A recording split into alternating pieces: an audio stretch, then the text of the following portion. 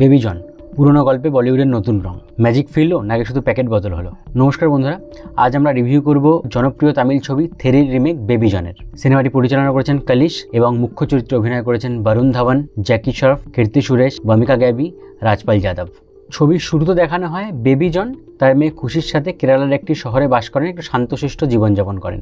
সে একজন বেকারি মালিক, শান্তপ্রিয় মানুষ এবং সমস্ত ঝুট ঝামেলা এড়িয়ে চলেন। তার জীবনের প্রধান উদ্দেশ্য হলো তার মেয়েকে একটা সুস্থ ভালোবাসাপূর্ণ জীবন উপহার দেওয়া। কিন্তু তার এই শান্ত জীবনের আড়ায় লুকিয়ে রয়েছে এক রহস্যময় অতীত, এক ট্র্যাজিক পাস্ট। তখনই এক অপ্রত্যাশিত ঘটনা তার জীবনকে পাল্টে দেয়। গল্পে এক নাটকীয় মোড় আসে, এক হিউম্যান ট্রাফিকিং গ্যাংয়ের সঙ্গে তার সংঘর্ষ হয় এবং এই ঘটনাই তাকে তার পুরনো অতীতের মুখোমুখি হতে বাধ্য করে। ভিলেন এবং বেবিজনের সাথে সংঘর্ষ যখন এগোতে থাকে তখনই প্রশ্ন ওঠে বেবিজনের আসল পরিচয় নিয়ে। কীভাবে তার অতীত তাকে এই পরিস্থিতির সামনে দাঁড় করিয়েছে। শুনতে দারুণ শোনালেও ছবির আসল সমস্যা হচ্ছে এটি 2016তে মুক্তি পাওয়া তামিল ছবি থেরির সিন টু সিন কপি, একটা রিমেক। ছবির মেকাররা এটিকে একটি অ্যাডাপ্টেশন বলে চালানোর চেষ্টা করলেও এই ছবিটি নতুন কিছু দিতে পুরোপুরি ব্যর্থ হয়। এর আগে আমরা এরকম উদাহরণ দেখেছি যেখানে একাধিক সাউথ ছবির রিমেক বলিউডে করা হয়েছে এবং তারা যথেষ্ট ভালো দর্শকের প্রশংসা লাভ করেছে, কিন্তু বেবি জন এক্ষেত্রে দর্শককে হতাশ করে। এই ছবিতে নতুনত্ব কিচ্ছু নেই। হ্যাঁ, কিছু জিনিস বদলানোর চেষ্টা করা হয়েছে, যেমন ভিলেনের ক্যারেক্টারকে আরও স্ট্রং করা হয়েছে, অন্য আরেকটি পার্শ্ব চরিত্রের ক্যারেক্টারাইজেশনে একটু স্মল টুইস্ট আনা হয়েছে এবং সালমান খানের ক্যামিওর সাথে সাথে ক্লাইম্যাক্সটাকে একটু চেঞ্জ করা হয়েছে। কিন্তু এই ছোট ছোট চেঞ্জেসগুলো ছবির মূল গল্পকে আলাদা করে তুলতে পারেনি। অরিজিনাল ছবিটি একটি পারফেক্ট ব্যালেন্স ছিল অ্যাকশন এবং ইমোশনের।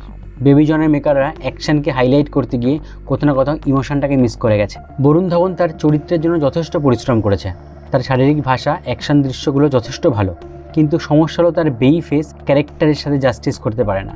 যখনই আপনি সিনেমাটা দেখবেন বারবার আপনার থেরির থেলাপতি বিজয়ের কথা মনে পড়ে যাবে এবং কোথাও না কোথাও একটা কম্প্যারিজন চলে আসবে।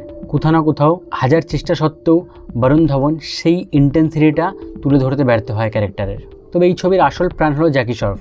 ভিলেনের চরিত্রে তার অভিনয় ছবিটিকে এক বিশেষ মাত্রা দিয়েছে, যা দর্শকদের উপর গভীর প্রভাব ফেলতে সক্ষম হয়। কীর্তি সুরেশের উপস্থিতি গুরুত্বপূর্ণ, কিন্তু বরুণ ধাওয়ানের সাথে তার রসায়ন ঠিকঠাক তৈরি হয় না। রাজপাল যাদবের অ্যাক্টিং বেশ ভালো।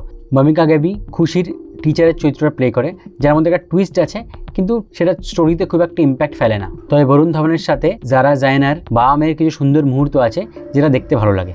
ছবির পজিটিভ দিকগুলো যদি বলি, এর সিনেমাটোগ্রাফি খুব ভালো।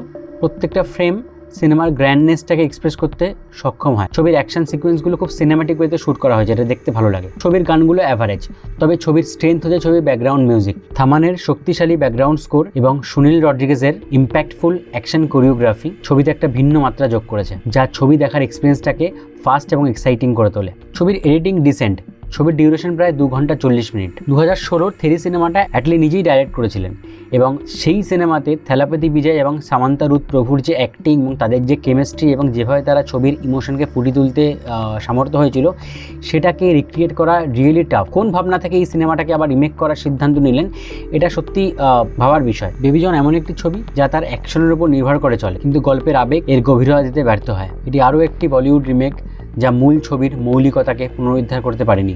আপনি যদি থেরি দেখে থাকেন তাহলে এই ছবিটির থেকে নতুন কিছু পাওয়ার আশা করবেন না, কিন্তু যদি আপনি অরিজিনাল ছবিটি না দেখে থাকেন তবে ছবিটি মোটামুটি দেখার মতো উপভোগ্য ছবি। রিভিউটি ভালো লাগলে চ্যানেলটাকে সাবস্ক্রাইব করবেন, ভিডিওতে একটা লাইক দিয়ে বেল আইকনটা প্রেস করবেন, যাতে পরবর্তী রিভিউ ভিডিওটা আপনারা আবার দেখতে পান এই চ্যানেলে। ভালো থাকবেন।